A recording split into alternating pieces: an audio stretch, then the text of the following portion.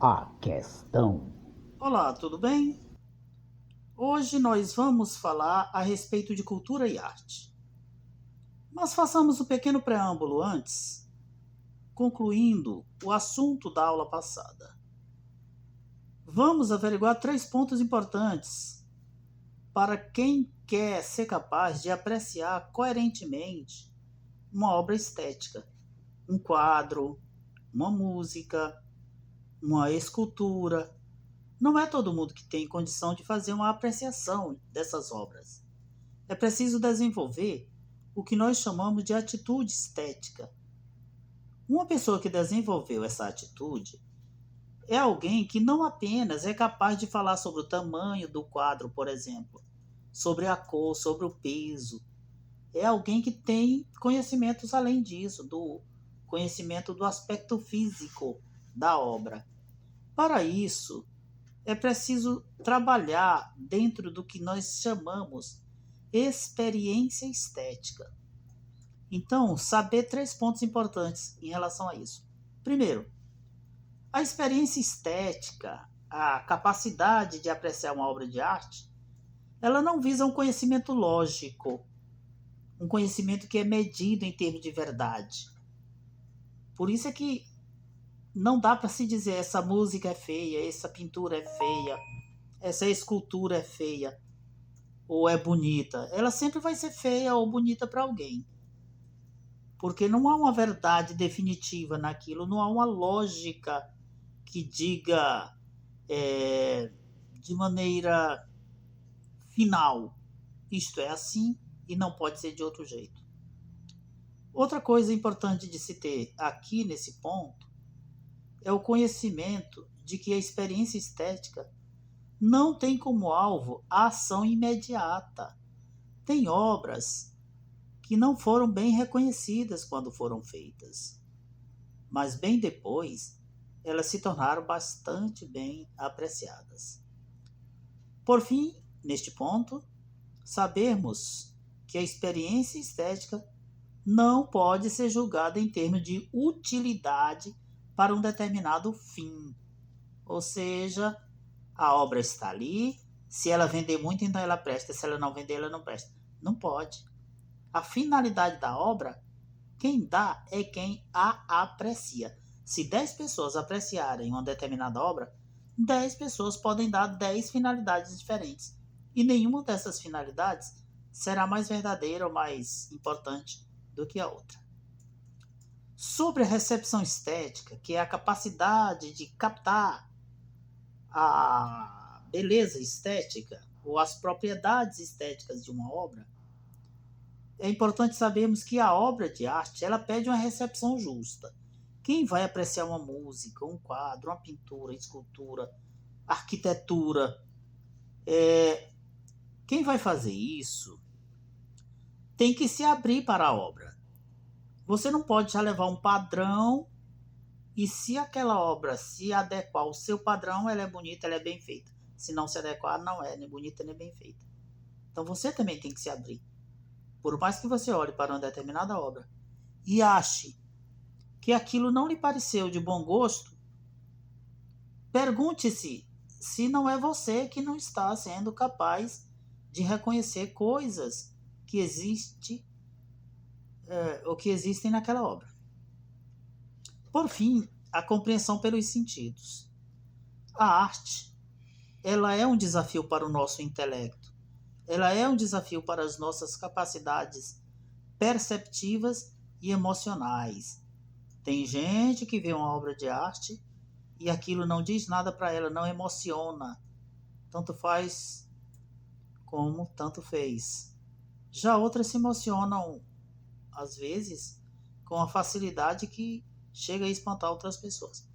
Então a questão do emocional, ela é um canal de recepção. As pessoas recebem a obra também pelo emocional. Olhou, se emocionou, olhou, não se emocionou. Cada experiência estética, cada vez que eu faço uma consideração de uma obra, que eu estou diante de um quadro, uma arquitetura, ou que eu leio um livro, por exemplo, então cada experiência dessas, elas vão educando o nosso gosto. Por isso que a gente tem que ler muito, para ter um gosto literário mais educado, mais aberto, mais abrangente. Por isso que a gente tem que olhar sentidos nas músicas, ouvir outras músicas diferentes das que nós estamos acostumados e gostamos. Porque isso tudo vai nos educar, isso tudo vai nos abrir para a capacidade de gostar do que normalmente nós não gostamos. Agora nós chegamos ao assunto mesmo do dia, que é a questão da cultura e da arte. Nós temos o primeiro ponto dedicado à cultura hip hop, e aqui aparece como expressão de grande importância o grafite, que é uma expressão da cultura urbana das ruas, cultura das minorias. Pois bem, nós vamos ter a cultura hip hop manifestando-se de diversas formas artísticas. Na música, através do rap ou do MC, na dança pelo break, e temos também a figura do DJ.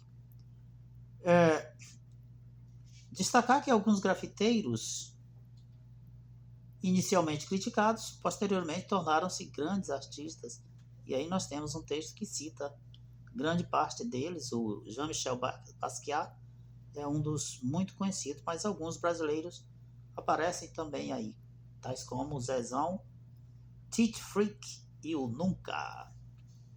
Os sentidos da cultura a gente tem que saber distinguir.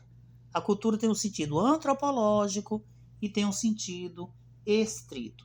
Do ponto de vista da antropologia, que é a ciência que estuda o homem como um ser que vive e que se relaciona culturalmente, cultura antropologicamente é o quê?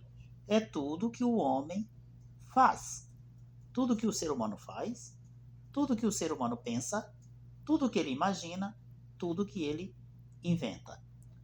A cultura é importante porque ela nos ajuda a nos sentirmos aceitos pelo meio. É isso que ele chama de instalar-se no meio e sobreviver. Veja esses filmes que mostram pessoas que vão para presídios e eles nunca tiveram experiência. Eles vão ter que se instalar. Instalar significa começar a entender qual é a lógica dali, como é que funciona ali, como é que não funciona. E as pessoas, uma vez lá, entendem que muitas coisas que elas aprenderam aqui fora não servem para lá. Então é uma nova cultura, um novo jeito de se relacionar, um novo jeito de viver, digamos assim. E a cultura, ela responde a um desejo e a uma necessidade do grupo, das comunidades e da sociedade em geral. No sentido estrito, cultura é igual a arte. Aí nós teremos produções ligadas a diferentes práticas artísticas. As características fundamentais dessa produção, que nós chamamos arte, é que a arte existe independentemente das relações utilitárias ou práticas. Quando nós falamos isso, nós estamos dizendo o seguinte: para algumas pessoas, a arte é mais arte quanto mais ela tem uma aplicação prática. O que se está dizendo nesse texto é que isso não é desse jeito. A arte não precisa vender, por exemplo, ela não precisa ter um reconhecimento para ser arte. É claro que você vai dizer, mas como é que ela é arte se ninguém reconhece? Não, ela pode ser uma arte sem reconhecimento, mas o ser arte daquela obra independe dessas avaliações utilitaristas. Vamos fazer aqui uma diferenciação rápida entre cultura e arte. Seguindo José Teixeira Coelho Neto, nós vamos ver alguns pontos aqui. O texto de vocês é grande, mas vamos citar aqui uns 4 pontos, por exemplo. A cultura, ela é uma criação coletiva e ela se dirige à coletividade. Não é coisa de uma pessoa, é um grupo. Cultura é coisa de um grupo. A arte, ela é uma criação individual. Quem compõe uma música, quem pinta um quadro é uma pessoa, não é a comunidade. Mas a quadrilha da festa junina, quem faz não é a pessoa, é o grupo, é a comunidade. Então aí dá para já ter uma das diferenciações entre cultura e arte. Outra, a cultura é uma necessidade. A arte não é. As pessoas podem viver sem arte. Elas não podem viver sem cultura. Quando eu digo não pode viver, eu estou falando em exemplos parecidos com o do cara que eu falei ainda há pouco, que vai para a cadeia, e ou ela aprende o jeito de viver, isso é a cultura daquele lugar, ou ela vai se dar mal ali, se é que não vai morrer. Isso acontece com em todos os grupos sociais. Onde você chega, você precisa aprender a viver com aquele povo, dominar os costumes deles, ou daquele povo. E é aquela velha história, na terra de sapo, de cócora com eles. Aprender os costumes daqueles com quem se convive é fundamental para você se dar bem naquele meio ali. A cultura, ela é útil para instrumentalizar os indivíduos a viver em sociedade. A arte, ela não tem esses propósitos. Ah, se eu fizer arte, eu vou ter mais facilidade para viver. Não, a arte se faz por graça, se faz porque se quer fazer. A abordagem da arte, ela é uma abordagem mais interpretativa. A cultura, ela tem uma finalidade social. Qual é essa finalidade? Reconfortar, tranquilizar, permitir que o indivíduo encontre o seu lugar. Ok? A obra de arte, ela não pode ser explicada. Como eu já falei muitas vezes, cada um entende de um jeito e nenhum dos modos de entender está errado. A cultura, ela pode ser explicada. Vamos começar o terceiro ponto e ver até onde nós conseguimos ir, porque ele é um ponto bastante extenso. E eu não gostaria de correr muito nele, gostaria de deixar essa parte bem explicada, mas é importante que nós comecemos já a tentar entendê-lo. Que é o quê? O ponto que se refere à indústria cultural e à cultura de massa. O texto de vocês fala do nome dos criadores, que é o Adorno e o Horkheimer, e eles criaram esse termo para designar o que?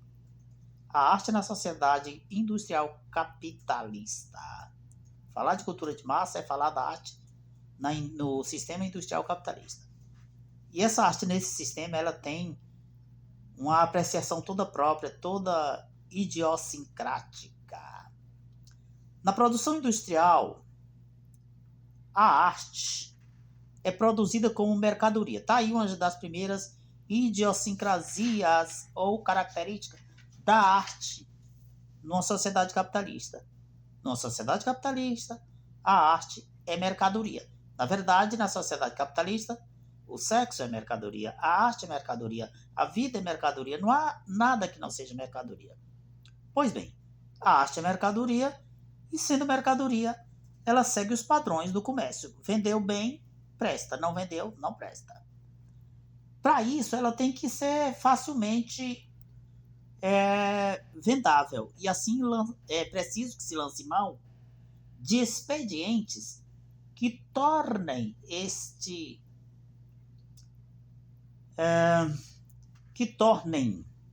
este propósito mais facilitado. Então, ela tem que ser consumida pelo maior número possível de pessoas. O que isso vai ocasionar? Vai levar a uma reificação. Já falamos disso em outro texto. Reificar é coisificar. A arte vira uma coisa, aquela nobreza da arte de repente desaparece. Ela é só um produto que só presta se vender, não vendeu, não presta. É assim que ela é apreciada na sociedade capitalista.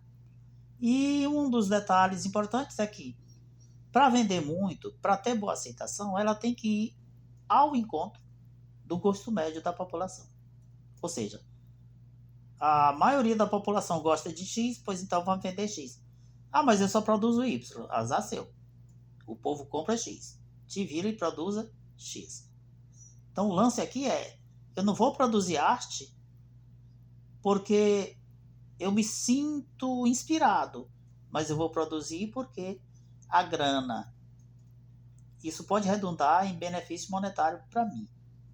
Eu fico pensando às vezes, por exemplo, quantas e quantas pessoas não põem vídeo no TikTok, vídeo que provavelmente muitas delas não gostariam de pôr.